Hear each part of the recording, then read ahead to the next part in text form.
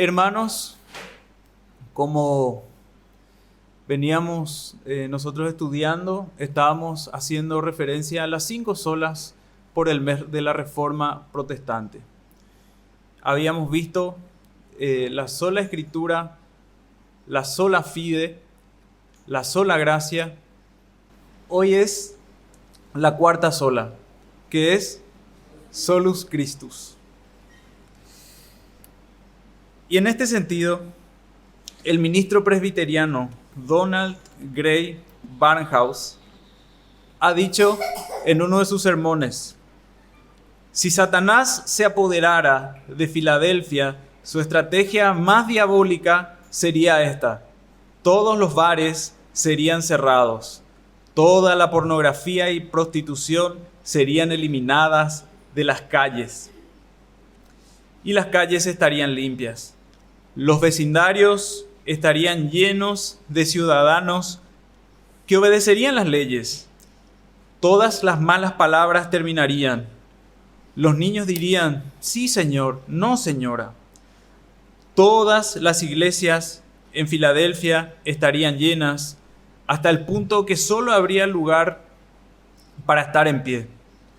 No habría ni una banca que pudiera contener a un ciudadano más en Filadelfia.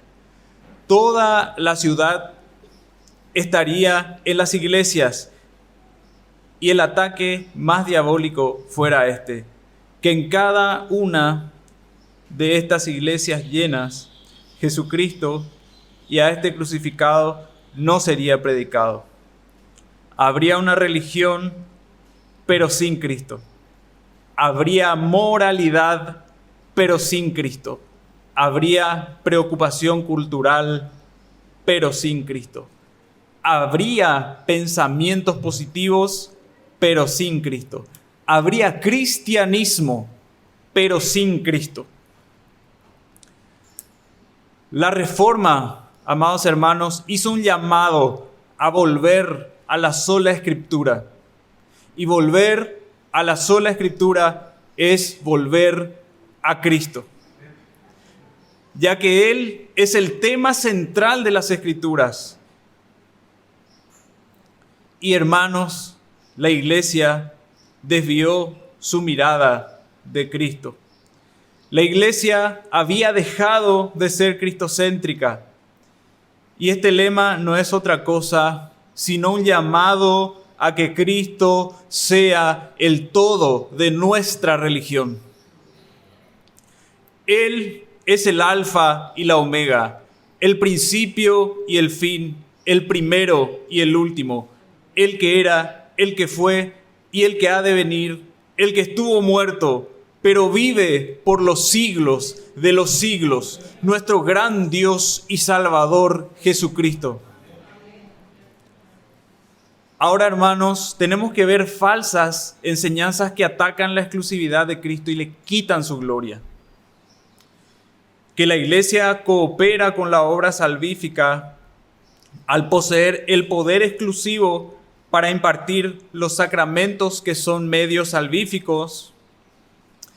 Que la salvación es obtenida aparte de la fe por las obras, desestimando así la obra de Cristo, que fue total y suficiente. Enseñando que el Papa, algún ministro o iluminado, representa o son vicarios de Cristo en la tierra, elevándolos a un nivel casi divino. O enseñando que hay otro medio, camino o intermediario para llegar a Dios, que son los santos. Estas son falsas enseñanzas que restan o que quitan a Cristo su gloria. Las Escrituras enseñan que Cristo es nuestro único Salvador suficiente y por gracia, por medio de la fe, somos salvos. Pero mucho cuidado, no debemos idolatrar nuestra fe o atribuirle méritos que no tiene, porque ya hemos aclarado que por la sola gracia en el nuevo nacimiento se nos da la fe como un don de Dios. Dice Efesios 2:8, porque por gracia sois salvos por medio de la fe. Y esto no de vosotros, no es de vosotros, pues es don de Dios, no por obras, para que nadie se gloríe. Como dice el ministro Stott, el valor de la fe no ha de encontrarse en sí misma, sino entera y exclusivamente en su objeto, o sea, en Jesucristo y en este crucificado. Decir justificación por la sola fe es otro modo de decir justificación solamente por Cristo.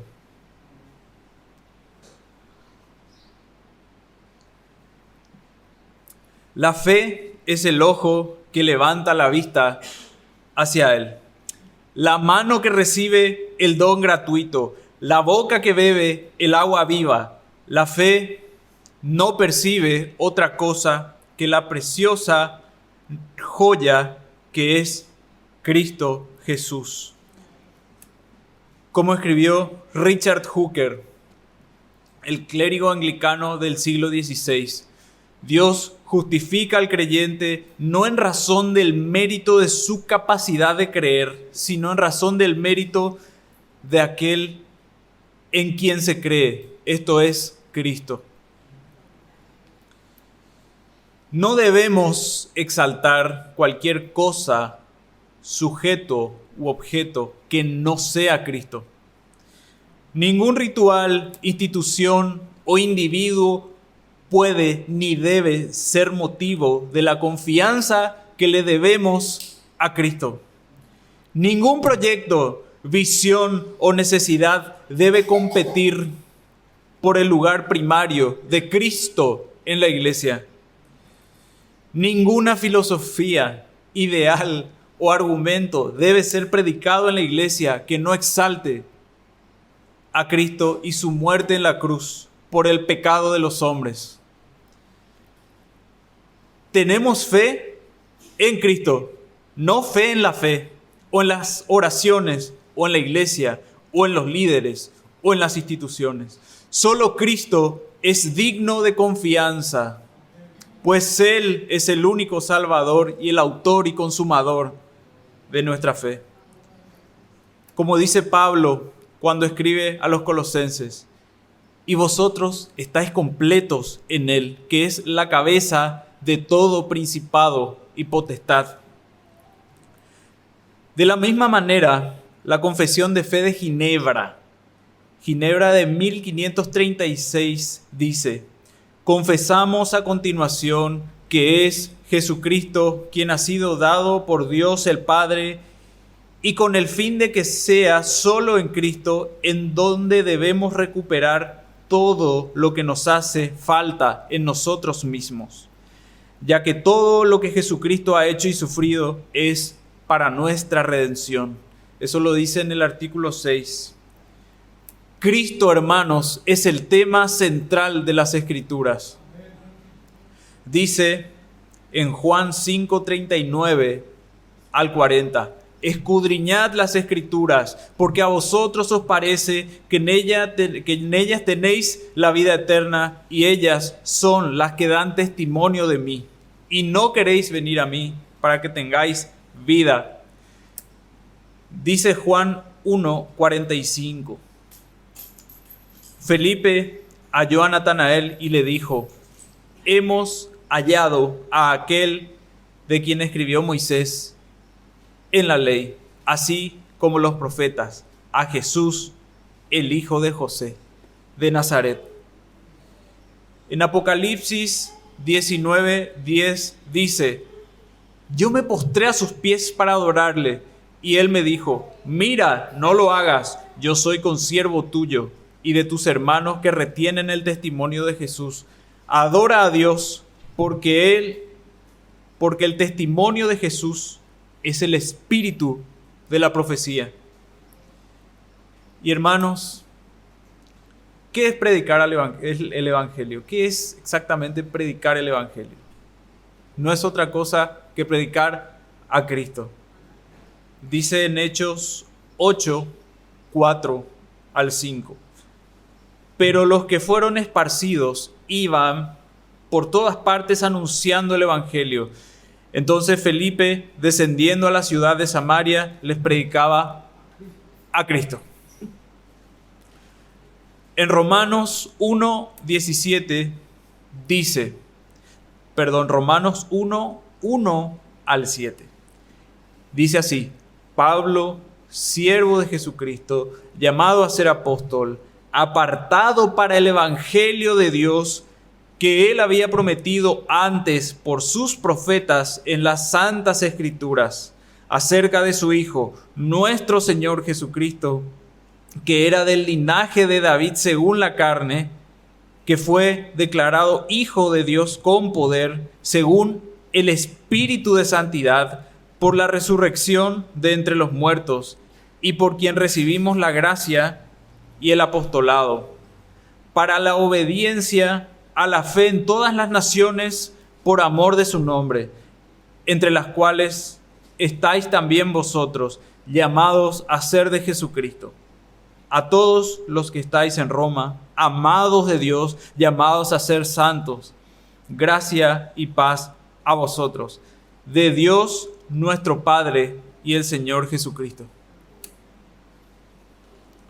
Dice también la palabra del Señor en 1 Corintios 15, 1 al 6, probando el punto. Además, os declaro, hermanos, el evangelio que os he predicado, el cual también recibisteis, en el cual también perseveráis, por el cual asimismo, si retenéis la palabra que os he predicado, sois salvos, si no, creísteis en vano. Porque primeramente os he enseñado lo que asimismo recibí, que Cristo murió por nuestros pecados conforme a las Escrituras, y que fue sepultado y que resucitó al tercer día conforme a las Escrituras, y que apareció a Cefas y después a los 12, después apareció a más de 500 hermanos a la vez, de los cuales muchos viven aún y otros ya duermen. El pastor Keller, lo que yo pudiera llamar como una declamación y una exaltación tan cristocéntrica, dice así: la historia de Adán y Eva no se trata solo del primer hombre y la primera mujer. Hay un mejor y verdadero Adán que pasó la prueba en el huerto y cuya obediencia se nos confiere. Hay un mejor y verdadero Abel que fue inocentemente asesinado y cuya sangre clama por nuestra absolución en vez de nuestra condenación. Hay un mejor y verdadero Abraham, quien contestó el llamado de Dios para dejar todo lo cómodo y familiar y salir al vacío a crear un nuevo pueblo de Dios. Hay un mejor y verdadero Isaac, el Hijo de gracia, que no solo fue ofrecido por su Padre en el monte, sino que verdaderamente fue crucificado por nosotros. Hay un mejor y verdadero Jacob, quien luchó y recibió el golpe de justicia que nosotros merecíamos, para que al igual que Jacob, solo recibiéramos las heridas de gracia que nos despiertan y nos disciplinan.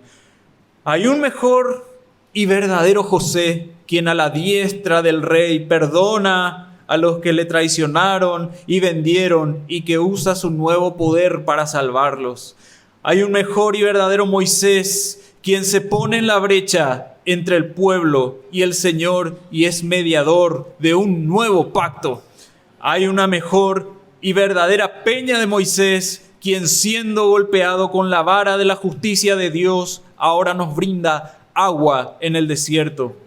Hay un mejor y verdadero Job, quien de veras sufrió inocentemente para después interceder por y salvar a sus amigos insensatos. Hay un mejor y verdadero David, cuya victoria se convierte en la victoria del pueblo, aunque ellos mismos ni siquiera levantaron una piedra. Hay una mejor y verdadera Esther, quien no solo arriesgó perder un palacio terrenal, sino que perdió su gran palacio celestial. No solo arriesgaba su vida, sino que la entregó para salvar a su pueblo. Hay un mejor y verdadero Jonás arrojado a la tempestad por el rescate de muchos. Hay un mejor y verdadero Cordero Pascual, inocente, perfecto, indefenso, inmolado, para que pasara de largo el ángel de la muerte. Él es el verdadero templo, el verdadero profeta, sacerdote y rey, el verdadero cordero y sacrificio, la luz verdadera y el pan verdadero. Ese es nuestro Cristo que salva. Dice en Hechos 4:12, y en ningún otro hay salvación, porque no hay otro nombre bajo el cielo dado a los hombres en que podamos ser salvos. No hay otro, no hay ninguno. Como también el Catecismo de Heidelberg responde a la pregunta número 30. ¿Creen pues también en el único Salvador Jesús aquellos que buscan su salvación en los santos o en sí mismos o en cualquiera otra parte? No, porque aunque de boca se gloríen de tenerle por Salvador, de hecho niegan al único Salvador, Jesús. Pues necesariamente resulta o que Jesús no es perfecto Salvador, o que aquellos que con verdadera fe le reciben por Salvador tienen que poseer en Él todo lo necesario para su salvación. Hermanos, nosotros y todo hombre es un hambriento moribundo, pero en Cristo están todos los nutrientes que nutren el alma. En Cristo hay todo lo necesario, el pan abundante, el agua abundante para saciar nuestra hambre y sed de justicia. Cristo es suficiente, hermanos. En Cristo hay todo. Primera de Corintios 1, 30 al 31. Mas por Él estáis vosotros en Cristo Jesús, el cual nos ha sido hecho por Dios sabiduría, justificación, santificación y redención, para que, como está escrito, el que se gloría, gloriese en el Señor. Sobre esta salvación, hermanos, Juan Calvino, el reformador, en la institución de la religión cristiana, dice: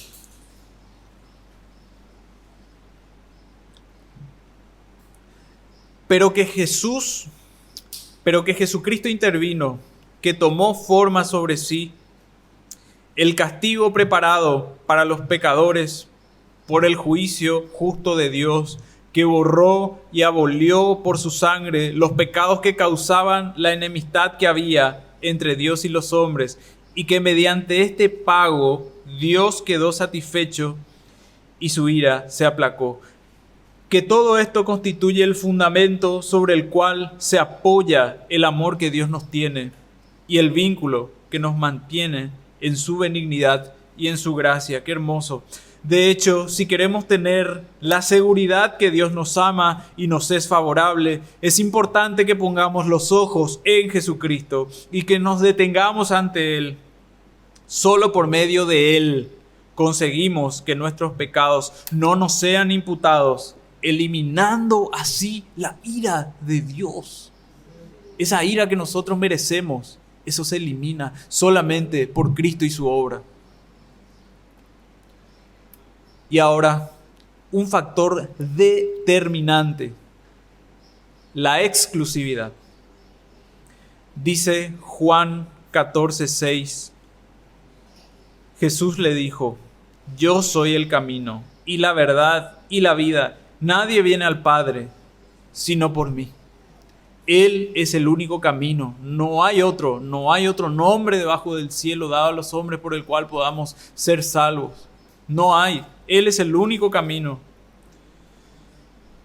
Y ahora, hermanos, quiero traer a colación esta belleza que ha escrito el ministro bautista Charles Spurgeon, conocido como el príncipe de los predicadores.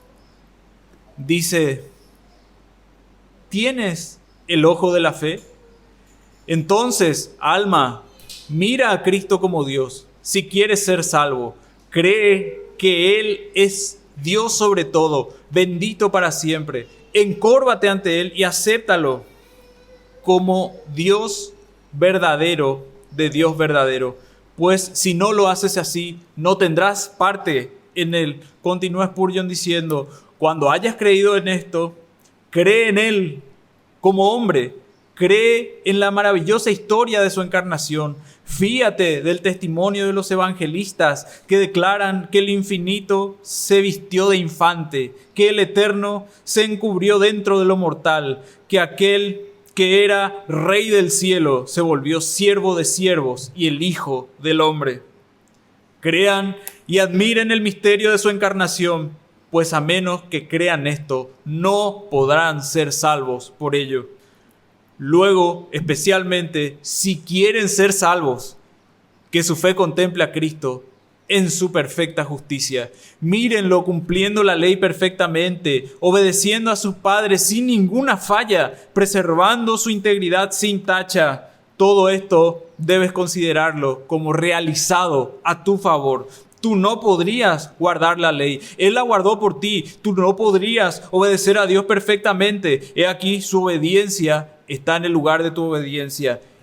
Y por ella tú eres salvo. Pero cuídate de que tu fe mire principalmente a Cristo cuando está agonizando y cuando está muerto. Mira al Cordero de Dios enmudecido delante de sus trasquiladores. Mírale como el varón de dolores experimentado en quebranto. Acompáñalo a Getsemaní y contémplalo sudando gotas de sangre. Fíjate bien, tu fe no tiene que ver con nada que esté dentro de ti. El objeto de tu fe no es nada interno, sino algo fuera de ti. Cree en Él. Entonces, quien en aquel árbol, con manos y pies clavados en el madero, derrama su vida por los pecadores. Allí está el objeto de tu fe, para justificación, no en ti mismo, ni en nada que el Espíritu Santo haya hecho en ti, o en nada que haya prometido hacer por ti. Tú debes mirar a Cristo y únicamente a Cristo. Luego que tu fe contemple a Cristo levantándose de los muertos. Míralo, Él ha cargado con la maldición y ahora recibe la justificación. Él muere para pagar la deuda. Él se levanta para clavar en la cruz el comprobante de la deuda saldada. Mírale ascendiendo a los cielos y contémplale en este día intercediendo ante el trono del Padre. Está allí intercediendo por su pueblo, ofreciendo hoy su petición llena de autoridad a favor de todos los que vienen a Dios por medio de Él. Y Él, como Dios, como hombre, cuando vive, cuando muere, cuando resucita, cuando reina arriba, Él y solo Él debe ser el objeto de tu fe para perdón del pecado. No debes confiar en ninguna otra cosa. Y hermanos, amados en Cristo Jesús, no existe otra cosa en qué confiar. La condición del hombre es lamentable. Estamos llenos de corrupción. Tenemos esa herencia maldita de Adán. No existe otra cosa en qué confiar. Solamente en Cristo puedes confiar para conseguir perdón. No lo vas a hallar en ninguna otra parte, ese perdón tan anhelado. Medita en tus pecados. Medita en esa inclinación impía y maldita que diariamente te impide cumplir las exigencias de la ley. Medita en el torrente de maldad que circula en tu alma y te hace tropezar. Medita en las veces que has deshonrado al nombre de Dios. Medita en los ídolos de tu corazón, en tus pensamientos impuros y vergonzosos. Medita en lo poco que amas a Dios y lo mucho que amas las cosas que están en el mundo porque te hacen sentir bien. Medita en lo poco que amas al prójimo o lo poco que te importa y lo mucho que te importa tu vida. Medita en lo poco que odias al pecado y lo mucho que amas tu ego y verás que en ti mismo no hay solo desesperanza y vacío. Así que a todos los presentes exhorto al arrepentimiento. Te exhorto a que te arrepientas de tus pecados, de todas estas maldades que son suficientes para llevarte a lo más profundo del infierno. Ruega misericordia a Cristo. Él tiene poder para salvar y la salvación solamente se halla en Él. Y si te arrepientes y crees que Él resucitó de entre los muertos, tú también resucitarás. Tendrás vida eterna, vivirás eternamente, serás rescatado, adoptado y tu alma librada de la condenación. Arrepiéntete y ven a los pies de Cristo. Amén.